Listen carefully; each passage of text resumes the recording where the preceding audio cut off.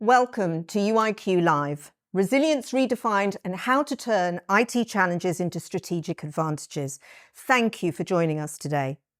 My name is Ava Johnson, and today's agenda is all about looking into exactly what sits behind the often complex aspects of business continuity. Over the next 50 minutes, we will take you across various considerations, introduce expert points of view based on both market dynamics, real-life client scenarios, as well as the latest technology insights. In other words, today is all about exploring business continuity from a much broader perspective. One that debates, but also goes beyond cybersecurity, disaster recovery, servers, data centers, to the very heart of an organization, which are people, culture, processes, and ultimately the always-on risks to resilience. So why talk about this now? Let's get a view from the top and whether resilience and business continuity discussions should in fact start in the boardroom.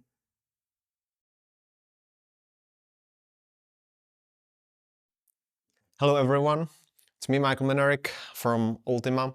I'm head of business consultancy and I would like to have a conversation around what business continuity is in the wider sense of the topic. My role gives me the opportunity to talk to the senior business leaders, the board, C-levels as audiences, and I'm able to hear their concerns and again what's happening on the market. So let's touch on a couple of those things. First, a lot of businesses still perceive business continuity as being an issue of a single department, namely IT or digital, whatever it may be. However, the business continuity as a topic is much wider than that. If we just think about business continuity as an IT issue, it's only going to deal with the IT challenges.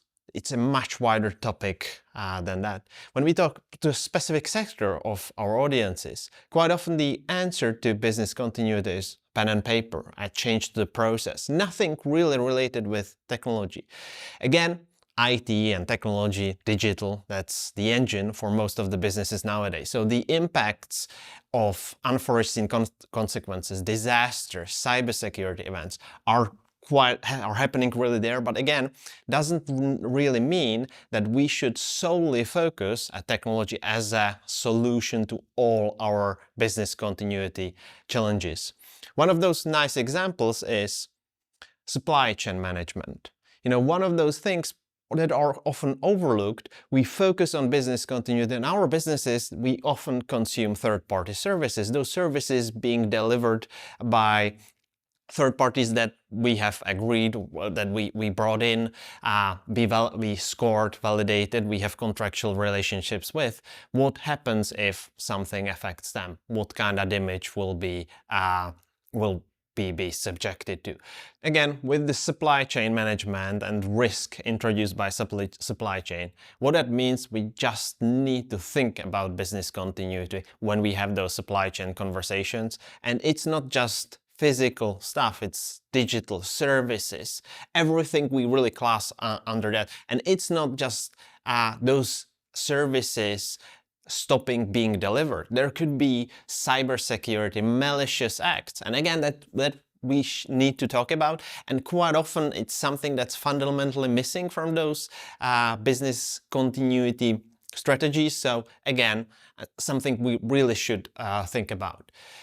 The next one is quite often, again, something that's being missed, and that's just the human element. Everyone suddenly expects that people will onboard whatever we tell them to, will immediately feel empowered to do or make decisions under stress, and we don't really ready the people, groups, structures within the organization for those things. And again, this takes quite a significant amount of planning and considering culture, how we've developed, what the challenges are, and where is it we need to get to. So developing that culture of preparedness, empowering individuals and teams, again, something that may not need to be formally written within that business continuity exercise or a document or set of rules, but it's definitely something that we need to consider. Things like communications, training, all needs to be part of that. Within business continuity, what is it we are trying to do is protect the organization from a threat, from a change, from a disaster, cybersecurity event, malicious act. And we will never be able to work out all the scenarios. We'll never be able to plan for everything. So the structures I've mentioned previously, training, people being confident, that's a fundamental piece. That's not a nice to have. We can do a lot through technology, we can do a lot through processes, but again, people will need to feel empowered to do things they wouldn't normally be able to do, or they wouldn't even be allowed to do. And this kind of agility that's going to build out the proper organizational resilience, and this will reflect into budgets, costs, because all those business continuity exercises, we will have scopes, we'll have risk mapping, and all this is going to translate into commercials. How much does it cost to run those exercises, to be prepared for those? What is it we are preparing ourselves against?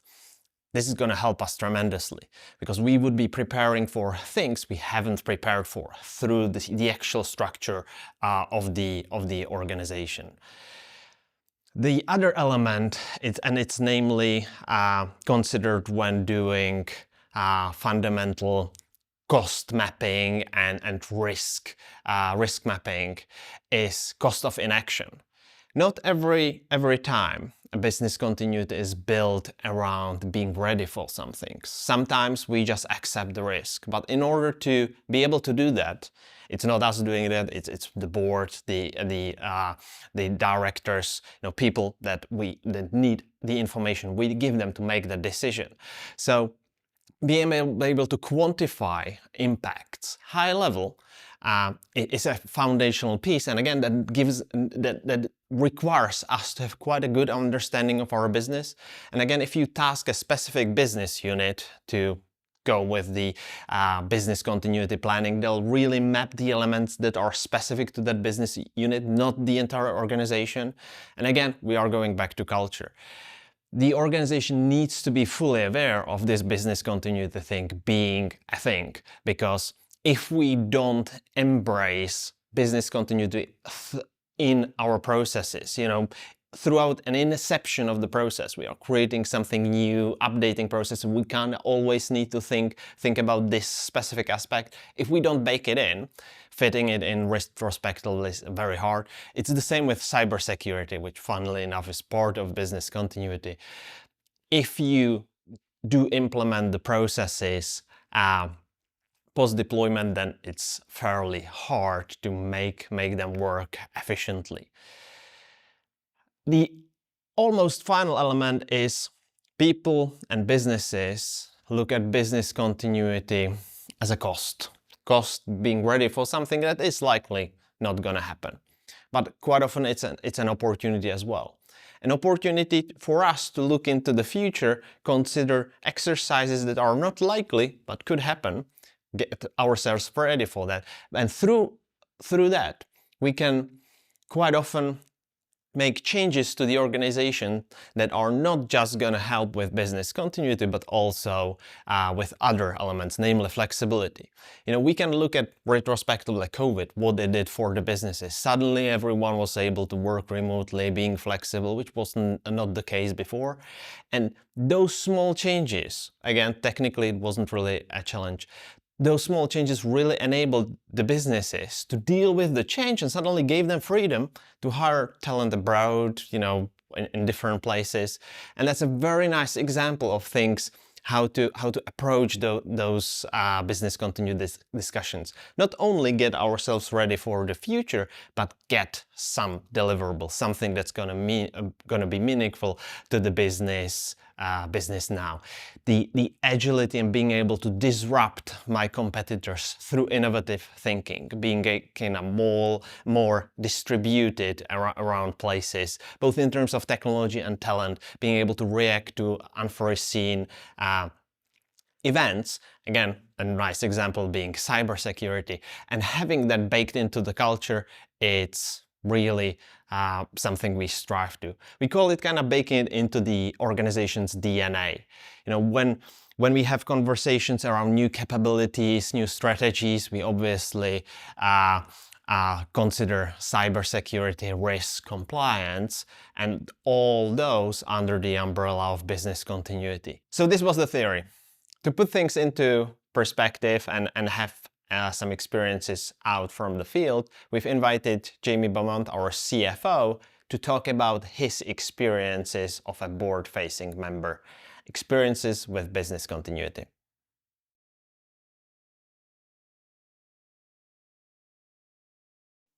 I am delighted to welcome Jamie Beaumont, Chief Financial Officer at Ultima, to today's discussion. So, Jamie, tell me about yourself.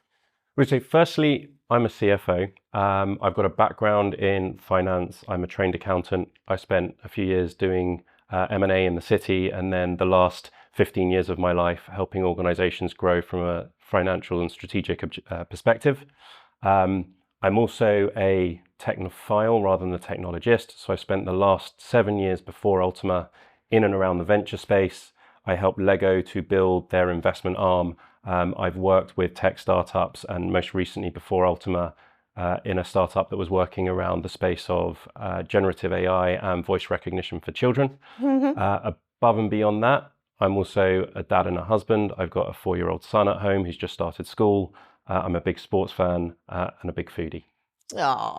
So really interesting. I'm going to back you up on that word technophile, right? I've never really heard this word. So I just want you to just elaborate. What is a technophile? So I have a very deep interest in technology, in the technological environment, in the pace of change and the applications of technology and how we're adopting those in day-to-day life. I try and think a little bit futuristically with the venture mindset around what's coming down the track and where I can adopt those in my day-to-day life, or how it can help to make my team more efficient or my working environment more efficient. It's really about embracing that change and that increasing pace of change that's happening in the world around us without necessarily having to really understand what's happening beneath the hood. It's more about applications and usage than it is around building the technology itself. And in the work that you've done with, for example, the startup companies, as opposed to perhaps more mature organizations, Lego, I think, was one of the areas that you worked in. Where are you seeing the difference in terms of change? Talk to me a little bit about the appetite for change that you've seen. So when you're working in a startup environment, a term that you hear a lot is pivot or move fast and break things. It's about being in a really dynamic, often control-free or very light control environment with a team that is able to be agile and highly nimble in what they're thinking about. And it's about creating these hyper rapid feedback loops. Where can I get feedback from my market, from my users, from my customers? How can I use that to drive technological change? And within that, we might have a product roadmap that is 3 months long and consistently being reevaluated as we get new data. The data that we've got multiplies quite quickly because the history of the company is not that long. Yeah. As you move into bigger, more corporate environments, the challenge is a very different one. Very often in a corporate environment, there's a much greater degree of risk aversion, control. I've got X hundred or thousand people in my organization. How do I make sure they're not doing the wrong thing? And then the planning that goes into that as well is an 18-month or 2-year product time horizon. We want to bring something to market. If we get that thing wrong, it's going to have an impact on the rest of our business. We need to plan ahead. We need to gather even more data. And therefore, you move at a much slower pace. And so there's a big challenge in trying to, for me, mesh the entrepreneurialism and the pace that you can get out of a venture environment, out of a fast growth environment, and trying to bring that into the mindset of a more corporate organization. But that agility and that kind of embracing of change and doing things in a way that is more agile, how does that affect that, that elephant in the corner, which is the business continuity issue? And why should the boardroom care anyway? So The thing with business continuity is, in any senior role, one of the things that you are always trying to trade off is the urgent with the important. And the urgent often rises to the top of the list, but business continuity as the organization grows becomes increasingly important because it becomes a huge risk, an existential risk in many respects, to the organization itself. And the things that are creating that risk for the organization are constantly changing and evolving. It may be, 5 years ago, people didn't really think about what would be the impact of a pandemic and everyone having to suddenly shift from being in the office to working from home. And how do we, from a technological perspective, as much as anything else, enable that environment? I think if that pandemic had come 10 or 15 years ago, the ability to make that transition without the technological infrastructures that we have to support that would have been many-fold harder. I also think that the risks are changing around us, and this is sort of where the futuristic, looking at what's coming down the pipe as to where we are today, where those futuristic concerns around technology start to filter into that conversation. You look recently at the CrowdStrike example. We have moved ourselves into a position with technology where there are very small things that can go wrong in a very small area of a single company that can have a global impact in terms of how they affect businesses. And so being aware of these things and understanding where those risks come from in your organization, that's something that as a C-level executive, as a board, you need to be on top of those issues to make sure that you've got the balance right and that you are creating the space to think about those things to get your processes, your procedures, and your approach lined up to the size and quantum of that risk in relation to your organization. So there's something about space that I'm hearing, but there's also something about potentially culture. And of course, there's that thing of you are a CFO. So what is the return on investment that you look for in terms of putting all of this together? Yep. And so where I don't like to go with this, because you run the risk of being absolutely wrong rather than approximately right, is the cost to us of this thing happening is going to be, and then trying to fine tune what that number looks like. So I think about this in very broad terms. If you think about it on a 2-axis chart, on one axis, you've got what is the likelihood of this occurrence happening? Is it low, is it medium, or is it high? And on the other axis, you've got what is the impact to my business? Is it small, is it medium, or is it large? Now, obviously, if there's a large chance of it happening and the impact is going to be sizable, that's something you need to really think about investing in, and investing in urgently. If the impact is large, but the likelihood is very small, then often the approach to that is we need to get incrementally better over time. And so we put this into business as usual, as how do we build, for example, our resilience to cyber attack, our security resilience within all the organization. How do we improve our security posture? And you might incrementally make those investments over time. If something has a relatively small impact and is unlikely to happen, sometimes you just say, we'll take that risk on the chin. If it happens, we can afford to live with that problem and we'll deal with it when it happens. But is there an ideal model? From your experience, is there an ideal that you would aspire to? I'm hesitant to say this, but probably not, because every organization has a different set of challenges. Every organization has a different level of adaptability.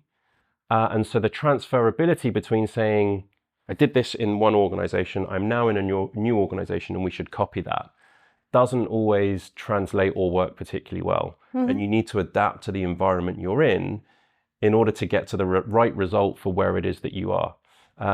Lego was actually quite interesting. So Lego, as a company, is incredibly protective over its brand. It's the world's most trusted brand, according to some surveys. Apart from Coca-Cola. Trusted, Lego is higher on the trust, on the trust side. Now, therefore, when we were looking at venture investments with Lego, we would place a very high bar on trust around, because you're dealing with children. If we were to make an investment in a company that was then shown to be unsafe to children, to put children at risk in an environment, that would be damaging to the overall Lego brand, which they were highly protective of. So if we were to invest in a company that was shown to then use gaming mechanics in a way that created an addictive environment for children when they are involved in some kind of digital play, that is quite damaging to the Lego brand. Of course. And so we would have to be really conscious of protecting the brand. In other organizations, actually, there are different things that might be at the top of your risks list. And so it evolves and adapts according to the organization. But is there, in your mind, a difference between, for example, an organization in the public sector versus the private sector? There is, and in part, it's because of the way those organizations are set up and who their stakeholders are.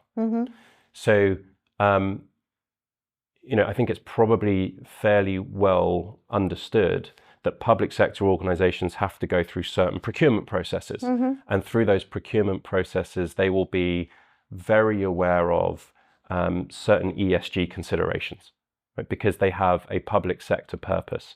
They'll also need to be seen to be making very independent and data-led decisions without showing any favoritism in the process of who it is that they appoint.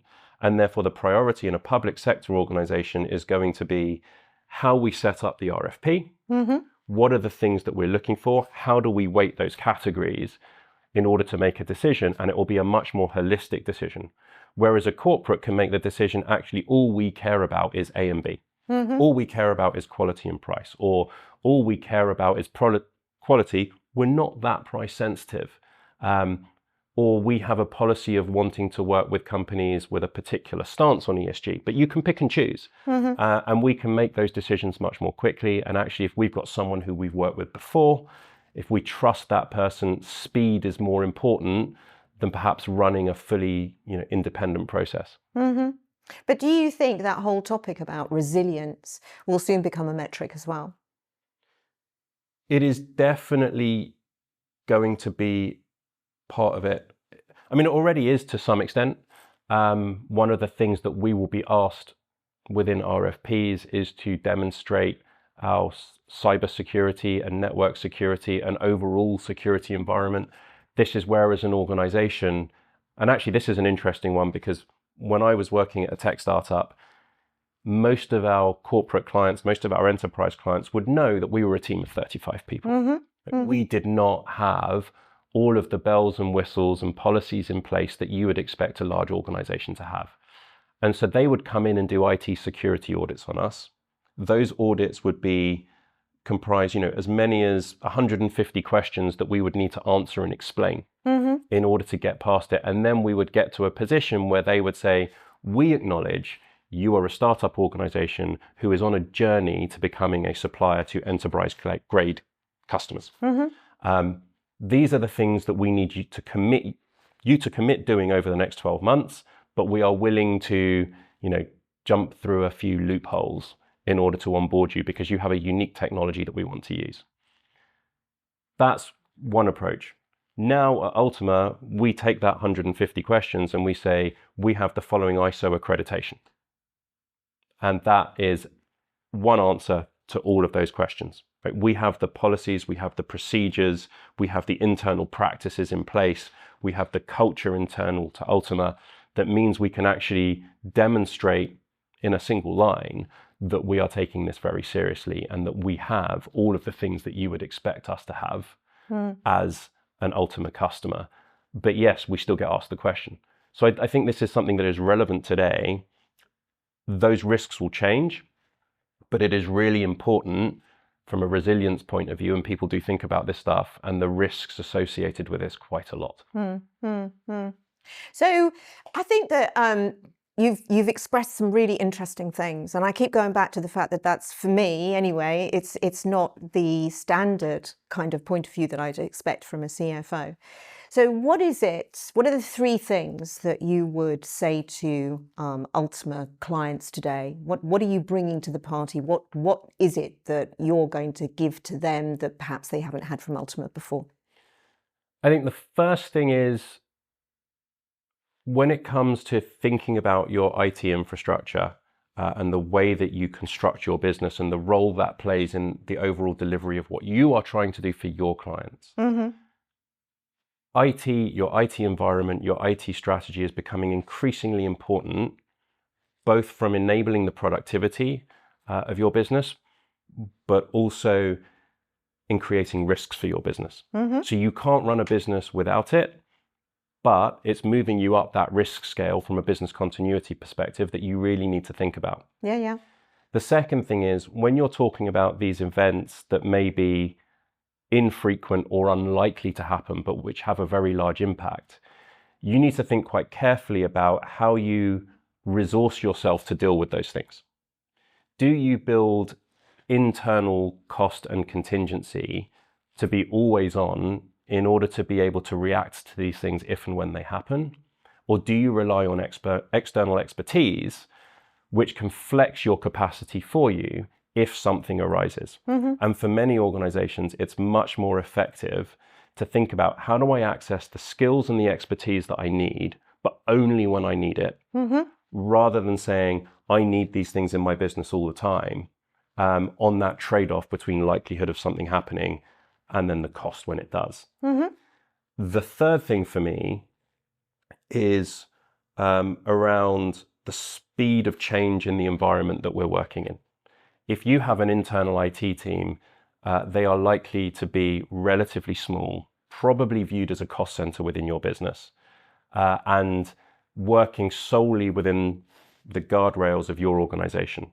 So anything you ask them to do, they are doing once. They're doing it for the first time. So they are going to have to go and look and think about, what approach do we want to take? What's the right supplier for this? Who's got the best-in-class software for this? And they will take 2-3 months to pull together a proposal, pull together costings, and they'll come forward with a recommendation. Then they will need to implement. If you come to Ultima for this, we'll say to you, do you know what? We've just done this 32 times in the last 6 months for a bunch of clients. We know all of the technologies in the market, and actually our job is to be monitoring not just what the technologies in the market are, but which new ones are coming to market, where companies are releasing new products and features, and how that shifts them in the rank of where they're able to deliver for your objectives as an organization. We can shortcut that whole process for you, and you can lean on our muscle memory and expertise as an organization to help you put the best infrastructure in place for your organization.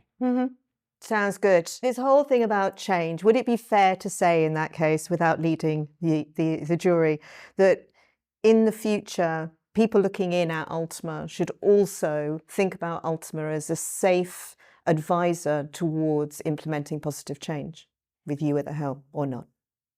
I don't think I would use the word safe, because I think safe inherently is risk averse. Safe inherently is conservative and perhaps resistant to change. But I think what is a much better word for me is trusted. Right? We are going to need to go through some change in our organization. Who do we trust to help us on that journey? We need to have a dynamic organization who is going to help challenge us, advise us, lead us where they have the expertise. And so if I'm going to go through change, if I'm going to expose myself to the uncomfortableness that comes with that, I want someone with me who is both knowledgeable, has my best interests at heart, is empathetic towards my organization and its needs, but able to really lean in with their expertise. Perfect. Thank you. Thank you so much for joining us today. Pleasure.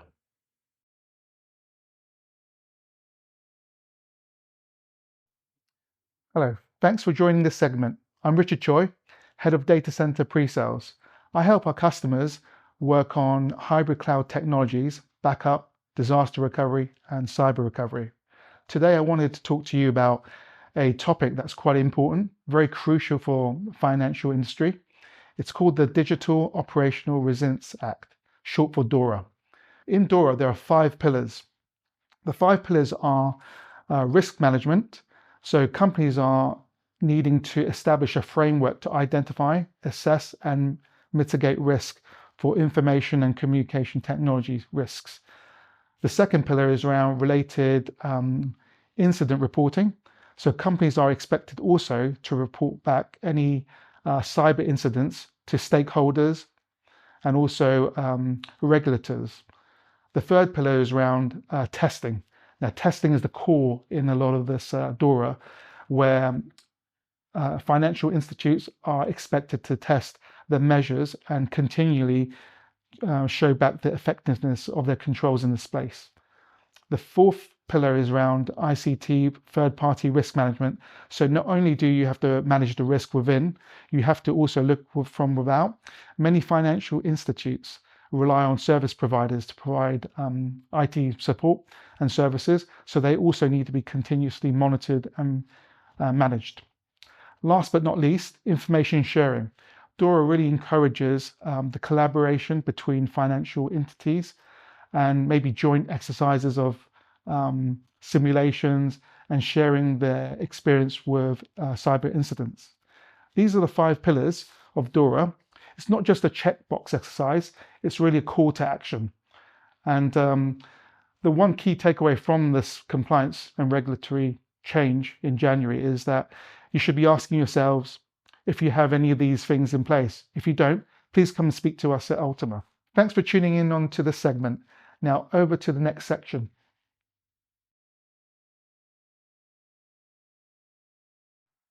Hello, my name is Matt Hudson and I'm the CTO at Ultima. I'm here joined today by Andy Lawrence from Commvault, and we're going to be talking a little bit more about what cyber recovery is, how cyber recovery is different to disaster recovery, and why some people who think they've got disaster recovery don't have cyber recovery. So I guess that leads on to the first question. What is kind of the difference between disaster recovery and cyber recovery? So for me, the difference really between cyber recovery CR versus disaster recovery DR. DR is all about speed. Yep. Let's get that data back quickly. Something's really badly happened.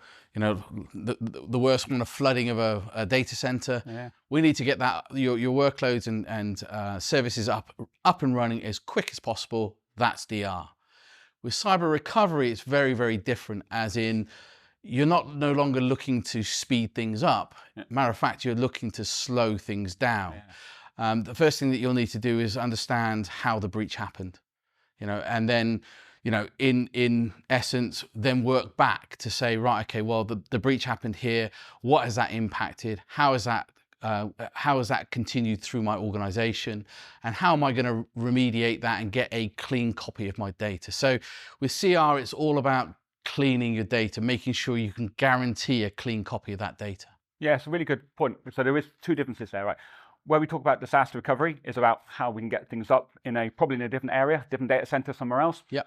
Well, actually, the cyber recovery element is more around, right, you've had a disaster, something's happened, but actually your disaster recovery is probably not going to be fit for purpose, right?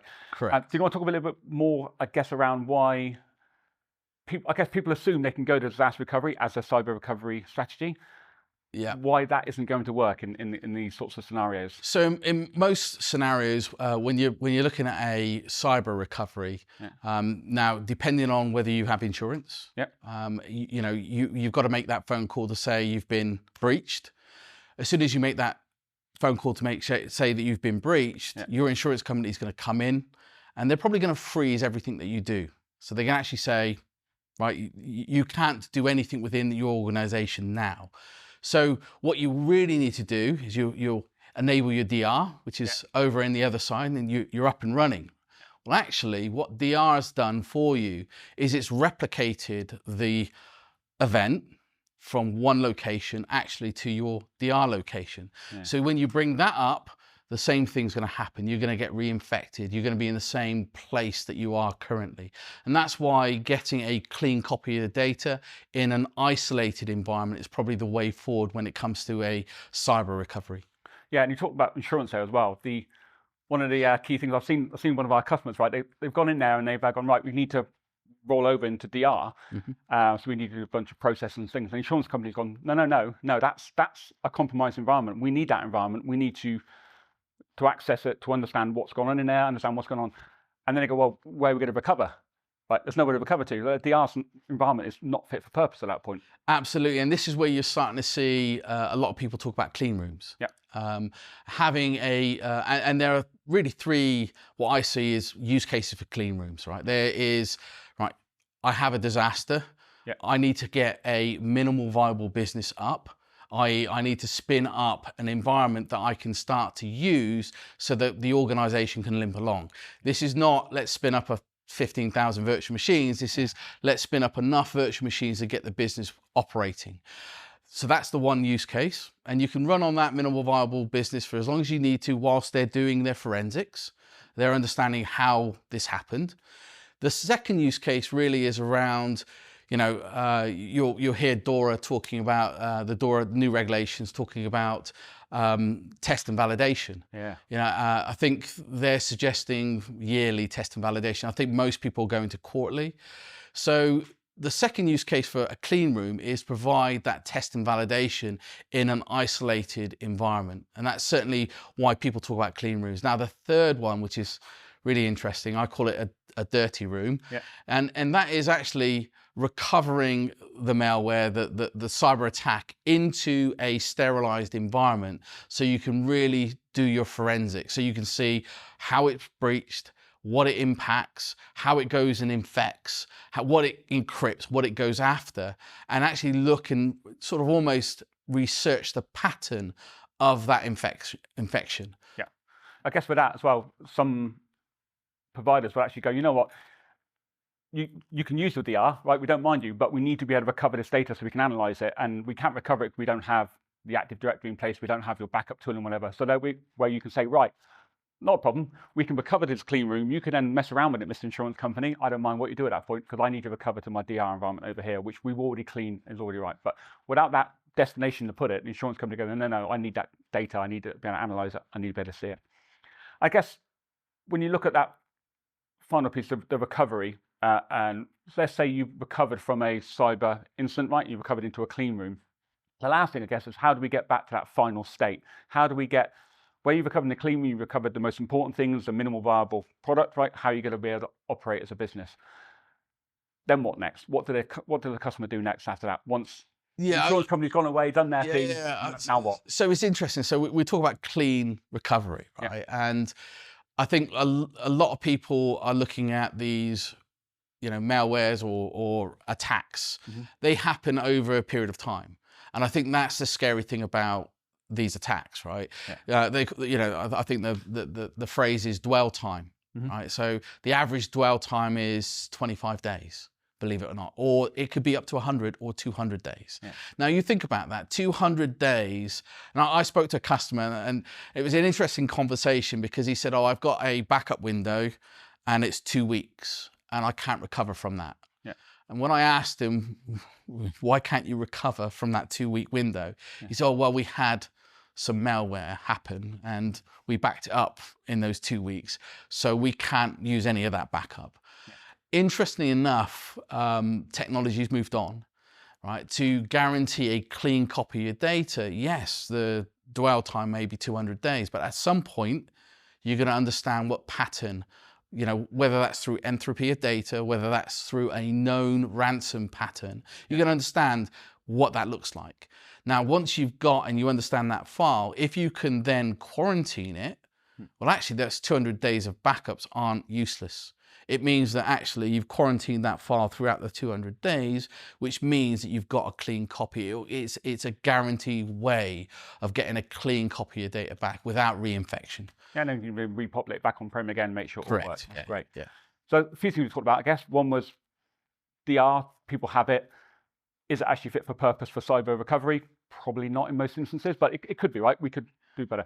Secondly, is if you have a disaster, I guess, or a cyber attack, how do you then recover from it? Where can you recover it to? And is that environment clean? And then thirdly, I guess, how do we then back out of that and clean all our data up and get it back into our live environment so we can carry on? Yeah. But that covers kind of the difference between disaster recovery. We need to recover as soon as possible because our site's gone bang, or electricity stopped, or we've had a flood, or whatever it be. To actually, a cyber attack's happened, all of our environment's gone, including maybe Active Directory. Now, how do we get that data back, and how do we get it back clean? Yeah, again, when you start looking at AD, it's doing a automated recovery because something's, when AD gets affected, typically someone will go in that elevate privileges within AD, give that guy God privileges so he can do anything within the environment. It's catching that before they start doing stuff. So, you know, when we start talking about cyber, it's more about not, you know, you want to prevent it, you know, so you have tools and you have security in place. And I would say that's quite a layered approach. And then possibly you may want to look at, you know, having things like decoys so that... What, honeypots, according to Pastor? Yeah, absolutely. Honeypots, canary files, whatever you want to call them. But you want to have something out there that is, I call it the cowbell, right? So, you know, these people hit them, they start hacking this decoy, canary, honeypot, and straight away a bell's being rung for the whole environment. Not for a particular technology, but for everybody within that organization. And that way you know that these people are trying to get in. And then you can start to think about, right, okay, well, we know they're trying to get in. How can we prevent them from getting in there? What do we need to do from a data perspective to make sure that our data doesn't get breached and exfiltrated out of the organization? Which unfortunately at some point will anyway, right? They've got to get there if they really have to or they really need to. They've got to get there. It's just how you then recover from that. Correct, yeah. And the speed of recovery, right? That becomes a factor. Well, thank you, Andy. Thank you for joining me, and we'll move on with the rest of the show. Thank you very much.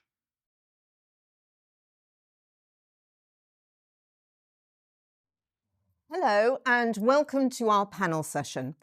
We're already joined by Richard and by Michael that you met in the previous sessions, but we've also got a couple of new faces. So before we get into the debates, gentleman with the beautiful jacket on, introduce yourself and just give us a couple of points around what brings you here today.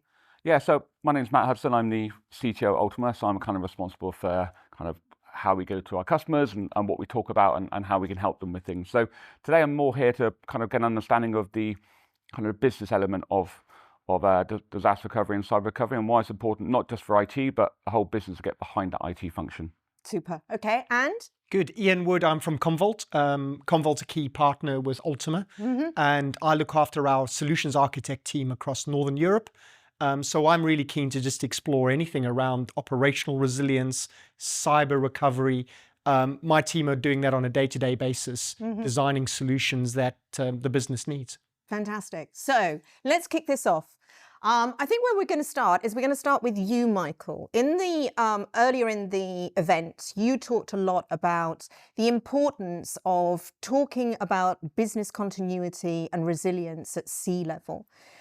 Do you feel, however, just to kind of challenge you on this a little bit, do you feel that actually the whole thing should be a little bit more redefined in terms of what should this actually look like for an organization and how it should look like from the top?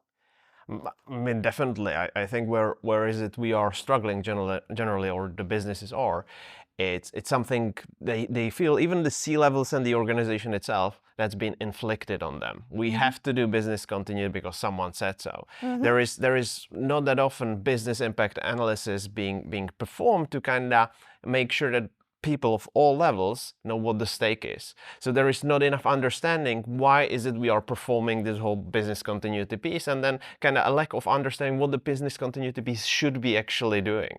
But that's not just talking about technology. That's another thing we are seeing quite often. People say we have data centers, we have clouds, we have other technologies in place, hence business continuity being ticked off.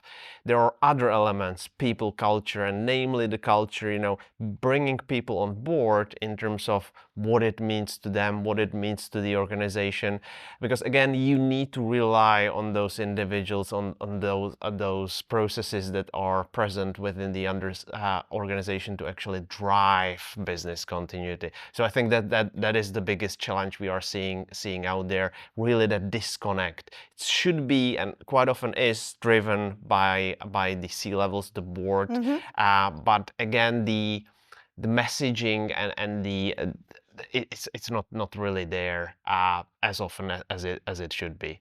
So yeah. So what needs to happen to make it different, though? I think that the businesses really need to do the business impact analysis to understand what's at stake. What's at stake if I get hit by a disaster? What's at stake if I do suffer a cyber event? building out that understanding what's at stake lets me builds the understanding what is it, what budgets are we talking about, what outcomes are we talking about, what is it we are actually trying to protect from. Because if you go out and ask your employees, we need to build a business continuity plan, but we don't really tell them what is it we are protecting ourselves from, it's hard across all the levels to make that happen. So things happen and end up not really being that accurate. So again, yeah, that would be. Well, let me bring you in, Matt, because as Chief Technology Officer, you've also kind of lead what you've named as the Office of the CTO, specifically because of these kinds of conversations. What kind of changes do you think need to happen? Yeah, I think the biggest challenge we've had so far is we've got about 18 different, 1,000 different stakeholders require something to happen, right? So you've got the compliance people going, right, we need to be compliant with DORA, or we need to be compliant with ISO, we need to be compliant with PCI DSS, whatever it might be. And then we have the IT people going, well, if my data center melts, I need another data center over here that needs to stand up. And then we've got some security guys going, well, if there's a cyber attack over here, or this stuff gets encrypted, I need this. And then you've got other people saying, well, I look after facilities in a building. So what happens if my building gets shut down for whatever reason? Or, I don't know, I've got an office over in, I don't know, someplace, somewhere far away in the land. And what happens if there's a coup in that country and then that country goes offline or whatever? So it's the challenge we've got, I think, is all these little components of an overall disaster recovery plan aren't being stitched together and aren't being driven from the top down. And actually, I think what needs to happen more often is there needs to be a top-down plan as to what happens during a disaster. And that disaster could be 100 different things. What happens if part of our business stops working for whatever reason? Is it an IT issue? Could be, but actually, is it a people issue? Is it a buildings issue? Is it a whatever? So I think those things need to be understood. And then from the bottom up, it needs to be, okay, how do we deliver the things that we're protecting ourselves against back up to the board level, and then somehow try and lasso around kind of, okay, well, how are we going to hold this together, create maybe scenarios, what happens if A happens, B happens, C happens. And at that point, we can get to a point where we understand what are the risks, what are the things that could happen, and do we have the things in place that if they should happen, that they are good enough to protect. Because actually what you could do is you could just stick a building in every single country in the world. You could stick an entire replica of your data center. You could stand up every backup in the world in 12 different locations, but then your profits would just go, right? So it's all about what is good enough to better recover, identify the bits that are important to the business, and then plan around how to recover those things. But can you ever really invest enough in this sort of thing? So I'm going to bring you in, Ian. What's your point of view? I think it's got to be risk appropriate. That's the word I'm going to use. I think Matt mentioned it's really important for businesses to truly understand what is their risk, what's their risk profile as a business, how much risk they're willing to take, then lead that down into identifying what are their key business applications, processes that need to be resilient. And I love the word resilient because it's the ability to survive, it's the ability to bounce back in the event of whatever scenario, whether it's a cyber attack or a disaster scenario that you are accommodating. So I think that's how you can be smart with your budgets. You know, you ask the question, is there ever enough money? My answer would be start with what makes the biggest difference to the business, what truly needs to be resilient, and then start with that and make sure that you cater for the critical core applications the businesses need to run and make sure they're resilient. Yes. You said something really interesting a second ago because you mentioned 2 points, disaster recovery versus cyber. And I'm going to actually ask the question for those who might not know or those who do know, but would like to have more clarification. What is the difference? What's the difference between disaster recovery versus cyber recovery? I think they are technically potentially the same thing, but they are talked about differently because people treat them differently. So disaster recovery, what happened, generally the old-fashioned way was what happened if your data center fell into the ground or got more likely got flooded or electricity ran out, stopped working. What happens to that data center? Where do we recover it from? And that was always deemed as a disaster recovery scenario. With cyber recovery, your data center is still there. And actually your disaster recovery data center is probably still there as well, but neither of them are usable. And neither of them can be touched because there's currently an active cyber attack going on. So the cyber resilience is all about how to recover from a cyber attack, which actually probably means everything you currently have cannot be touched. So what do you do then? How do you get that data back, and what do you do with it? Where do you put it, for starters, and how do people access that data? And then we have business continuity, which is that third thing. What happens? How do we keep the business running, whether that's during a disaster or after a disaster, or once you've recovered from the disaster, how do you make sure that things continue to operate correctly? And Richard, from your perspective as a kind of like a data center king, really, what are the kind of things that you look at with customers when you have this sort of conversation? I mean, the first thing we look at is really building up that maturity for data protection to disaster recovery to cyber recovery, and they all are distinctively different. So everyone has backup, which is a copy of data. Like Matt was saying, disaster recovery is around protecting hardware failure or site failure, and you can quite quickly recover somewhere else if you have the right measures in place. Cyber recovery is very, very different, right? Because it's very messy. And what I'm finding with customers is like making those distinctions. I don't think everyone really gets it. They think they have backup, therefore they have all three, but they don't. It's a journey to maturing the protection against being more resilient. Yeah. And this brings back my point to you about sort of, can you ever really put enough investment into this? Because it feels to me, from what I'm hearing, is that it's a continuous investment that you need to do. Yeah, it's definitely continuous, and I think people are getting it wrong. I think what I've seen is a lot of organizations, for at least where I grew up 20 plus years ago, I was doing disaster recovery, and a lot of the organizations I meet with, they've just carried that disaster recovery process straight across into today's world. And today's world's fundamentally different to what it was 20 years ago. Number one, your applications, your workloads, they're all over the place. There's no longer your data center. Your data center, your cloud is multi-cloud. Number two, you are protecting against totally different risk profiles. Disaster recovery is pretty known. Something can happen, a flood, a disaster, a fire.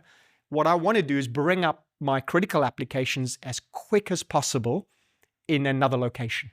Time is the key metric I'm after, and the quicker the better. Cyber recovery is very different. And I think I see a big lack of planning for cyber events. I was with a customer a couple of weeks ago, and they were looking to design solutions with my team. And the conversation was, I need to bring back all of my critical applications in the event of a cyber attack within 2 hours. And the time was the metric everybody's after. And ultimately I was thinking, is that actually a legitimate question? I can't trust anything in a cyber event. Personally, I'll probably slow things down for quite a bit of time to understand more before I start things back up and running. So I think people are getting it wrong. I think they're taking disaster recovery planning and not doing enough on the cyber side. That's my point of view around that. So I think that is the muscle people need to start exercising, is how do I recover from a cyber event? Because the likelihood of that is far greater than that of a natural disaster. Yeah, so I think, Ian, I don't know whether there's something there with you're obviously from Commvault. Most of the products that are now delivering cyber recovery used to deliver backup or used to deliver DR. So you've got yourself delivering things slightly different potentially, but most other backup vendors don't. Do you think it's maybe the vendor's fault as to they've not really packaged this up, or they've just bolted bits onto an existing product and said, well, there we go, there's cyber recovery, and actually maybe it's not?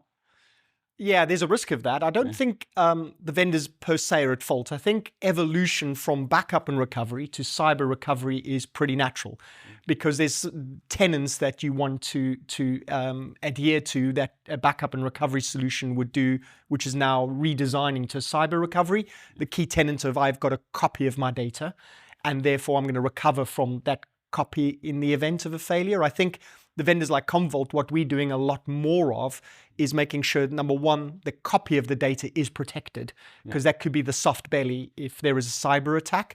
Number two, I can recover to a clean state. So having analytics on the data to know that that data is trusted. And then number three, having automation and mechanisms to recover to a brand new clean environment. So those are the key tenets for any vendor claiming to be a cyber resilient or cyber recovery vendor, is making sure that they can carry these best practices through to the new solutions. But it is a valid point. Is it that, you know, we've designed solutions in backup and recovery world for disaster recovery?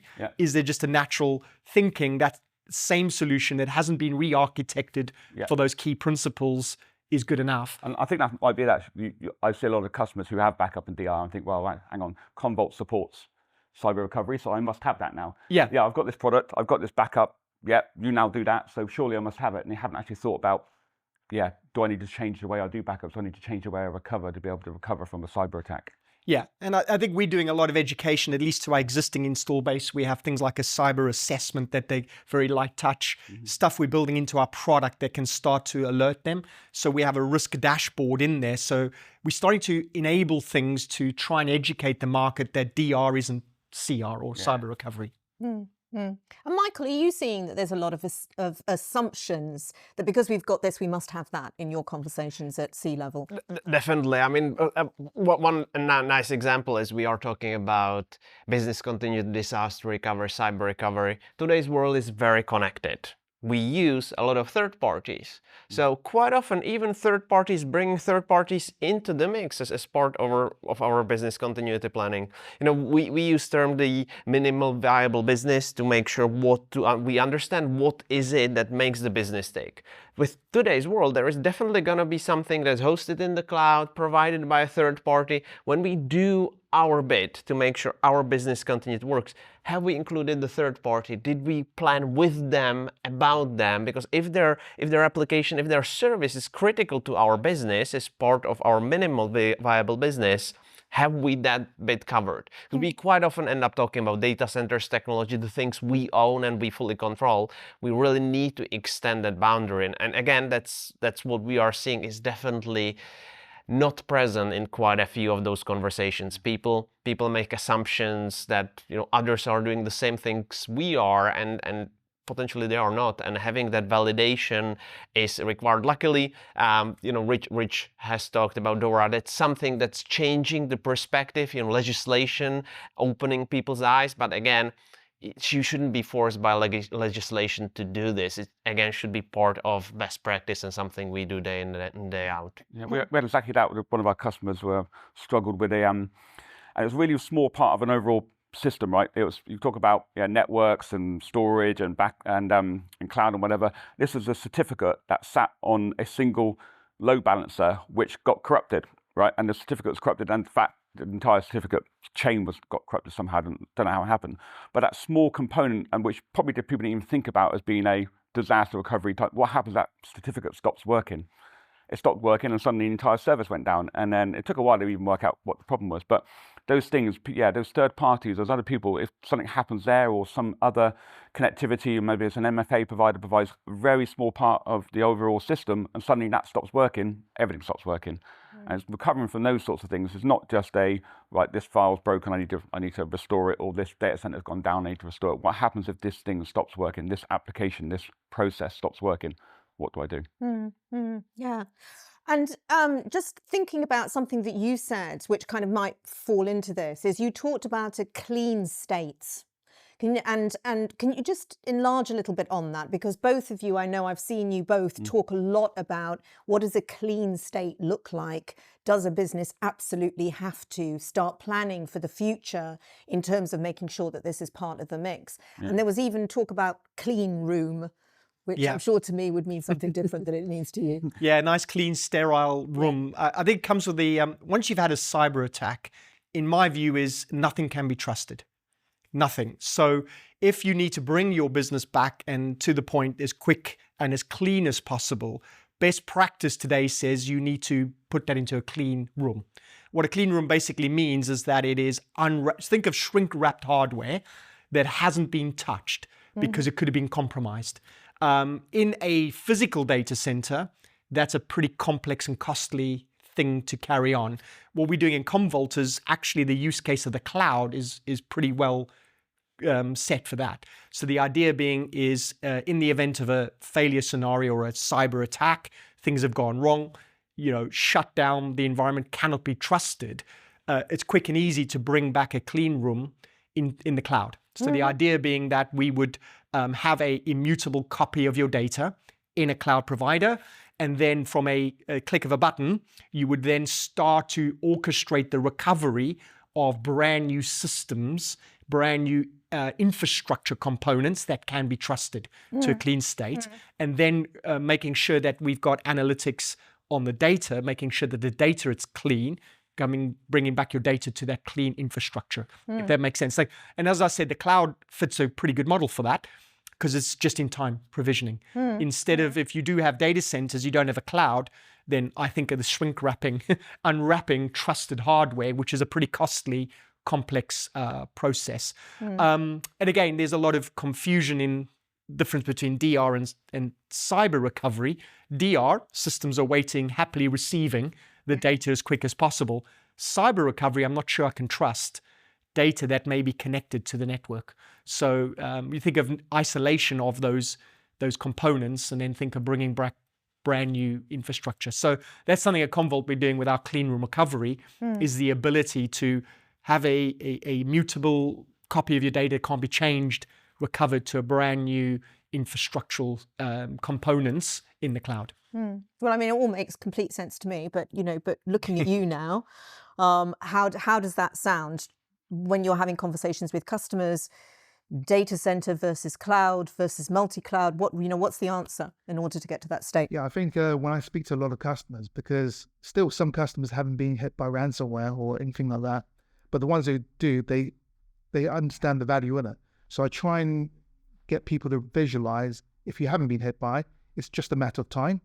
And also there's a realistic reason for having a clean room environment, and a VR environment for that matter, is most people have cyber insurance. During the time when you get hit and the cyber insurance come in, they're looking at your environment, the forensics team look at your environment, they might have to shut down all your systems for 2 weeks as they're looking at all the material, that where you're going to run the systems. So that's why I think you really need the DR and you need the CR environment to resurrect and get your minimal viable, business going up and running, right? So it's very interesting. I think the clean room service that the Commvault provide. Yeah. Cool. Okay. Thank you. So we're going to wrap it up now, and I'm going to ask this one question, which is, the theme of this was resilience redefined. So if there was one thing that you want people to take away from this, and one thing that you want them to do immediately, what would it be? Richard, we'll start with you. Sure. Well, covering the compliance angle that I talked about earlier, I think the DORA Act is a very good thing, not just because it's a mandatory thing for the financial institutes, but it's a movement and trend I think will move over to all industries. You've seen this too, directive protecting critical infrastructure for every country. I think soon it's going to be a norm. So it's not a checkbox exercise. People need to really walk away with this and ask themselves the question, do I have this level of protection? Am I adhering to these things? If not, the time is to act now, really. Okay. And the one thing that you would ask people to do immediately? Come and speak to us or Commvault. I mean, it's like what I said, the 5 main pillars in DORA, right? Have a look at those areas. Those are really good pillars to start planning out a resiliency environment. So yeah, definitely go and do that. If you're not sure about that, come and speak to me and my team, Ultima. We can work with Commvault and others as well to delivering the resiliency that you deserve. Super. Okay, Michael. So for me, it would be any business continuity plan should have very solid foundation. For me, that's business impact analysis, understanding what is it we are protecting ourselves from, and understanding the risks we are taking. So understanding that element precisely. Again, when we come into customers, our tasks with helping with those elements, we find out you bring all the parties to the table, you open up the conversations, there is a lot of gaps. So again, that would be the main area of my focus. Okay. And the first thing, or the single thing you want people to do as a result of the conversation today? Yeah, it's really focusing on that, on the understanding of the business, what the business needs to operate, to build out that business continuity plan. So the understanding, funnily enough, quickly often isn't there. Yeah, of course. Okay, Mats. Yeah, I think on the technology side, I think I've said this a few times on various talks. Turn off your Active Directory today, right? And now try and recover your systems. Try and recover your backups without Active Directory. Try and log into your laptop without Active Directory. Try and jump on a Teams call because everything's gone crazy because you've got no Active Directory. Now try and get on that Teams call. Oh, you can't. You have no Active Directory. Try and log into your Active Directory controllers. Oh, you can't because of no Active Directory. All these things rely on one thing massively, which is Active Directory. And when you used to be able to look after Active Directory yourself using AD controllers in your on-prem environment, you could potentially recover them and clean them or whatever. Now it's in the cloud. It's Microsoft looking after it. So what do you do when your Active Directory stops working? And I think if you don't have an answer to that, you should probably come talk to us and find out what you need to do. Controversial. Right, Ian, follow that. Oh, I loved all of them. I wanted to, as you're asking the question, I go, oh yeah, I could have said that, could have. So I'm going to do a little bit of a cheat because it's going to cascade into two things. Number one, the number one thing I'm going to ask everybody to do is brush up your disaster recovery testing and boost it to cyber recovery testing. I think once we test, we get fitter. And in that exercise, you're going to uncover a ton of gaps. And I think that then leads on to the second thing. So once you've done all that testing, and by the way, the testing shouldn't just be tabletop exercises. Where possible, you should start trying to run production recovery in simulating a malware or something to that effect. Again, a plug for Commvault. Our clean room will facilitate that and automate that all for you. And once you've done the testing, it's going to build a more robust plan for cyber recovery. So that's what I'm going to say. Test, and test again. Fantastic. Thank you very much. Thank you to everybody. Thank you to the panel. And thank you to all of you for joining us for this event. For more information, go and take a look at www.ultima.com. Follow us on LinkedIn or look out for the next series of events that we have in this series. Thank you very much.